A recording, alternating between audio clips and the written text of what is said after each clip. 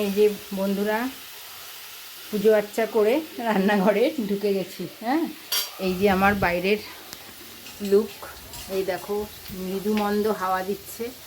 হ্যাঁ, আর আমি এখানে দাঁড়িয়ে দাঁড়িয়ে রান্না করছি। ঠিক আছে বন্ধুরা, এই দেখো গরম মশলা ফোড়ন দিয়ে আলুগুলো ভালো করে ভেজে নিয়েছি। তোমরা আবার বলো না মাংসের থেকে আলু বেশি, কেননা আমার মেয়ে মাংসের আলুটা খুব ভালো খায়, কিন্তু আমি অল টাইম দিই না মাংসের আলু। যখনই মাংস রান্না করি অল টাইম দিই না, মাঝে সাঝে ওর আবদার থাকে, সেই কারণেই দিই। এই দেখো লাল করে, এই যে লাল করে আলুটা ভেজে নিয়েছি। এইবারে দেব পেঁয়াজটা দিলাম। এখানে তিনটেই একসঙ্গে কাটা আছে, পেঁয়াজ, ক্যাপসিকাম আর টমেটো। ঠিক আছে বন্ধুরা, এটা দিয়ে দিলাম।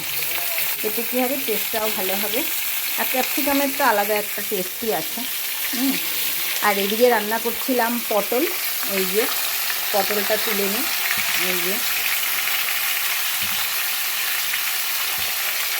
পটলটা হয়ে গেছে, এবার কড়াইটা ছড়িয়ে দিই, নাহলে রান্না করতে অসুবিধা হবে।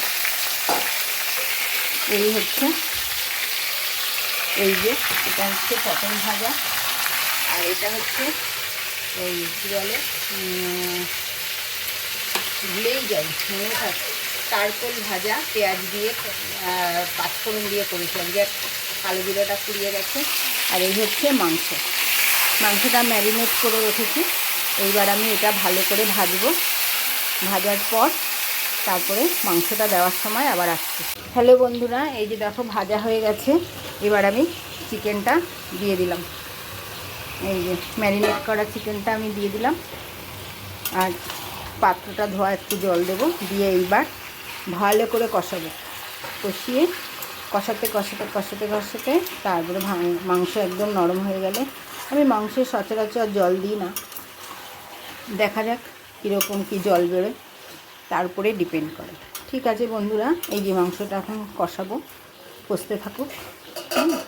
এই যে ঢেকে দিলাম, এটা আগে কষার পর আসছি। এই দেখো আমার মাংসের ফাইনাল লুক, একদম কষা হয়েছে। এবার আমি আমার একটা পাত্রে ঢেলে দিচ্ছি।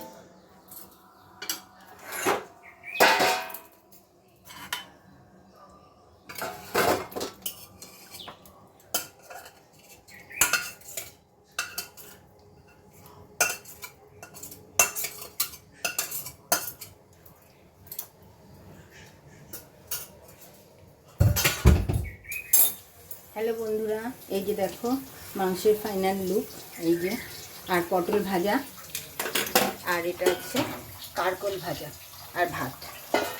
ঠিক আছে বন্ধুরা, শুভ দুপুর, ধন্যবাদ। আর আমার চ্যানেলটাকে একটু সাবস্ক্রাইব করে দিন।